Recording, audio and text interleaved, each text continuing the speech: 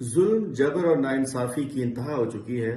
کبھی جج صاحب بیمار، کبھی سرکاری وکیل بیمار، اور کچھ نہیں بن پڑا تو لفٹ خراب.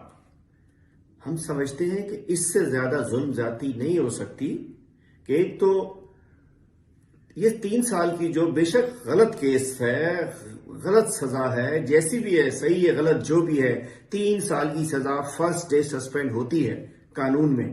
آج کوئی 20 دن ہونے کو آگئے ہیں. ایک ہمارے قوم کے عظیم لیڈر کو، عمران خان جس نے قوم کی جنگ لڑی ہے، اس کو 804 بیرک میں ڈالا ہوا ہے.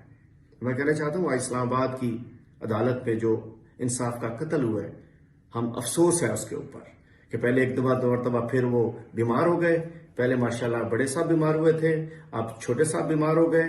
اور اس کے بعد اس کیس کو جو لطیف کھوسہ صاحب جو بڑے اچھے انداز میں خان صاحب کے ساتھ کھڑے ہیں، گزشتہ روز ملے بھی، جب انہوں نے حق گوئی کی، کیس کے پرتیں کھلنے لگی تو ان کو ایک سازش کے تحت، جب تک واضح نہ ہو جائے میں اس کو سازش کہوں گا، ان کو پنجوتا صاحب کو، علی اعجاز صاحب کو اور دیگر 14-15 لوگوں کو لفٹ میں بند کر دیا گیا. اگر 10-15 منٹ بند رہتے تو شاید اللہ نہ کرے آج وہ ہمارے بیچ میں نہ ہوتے.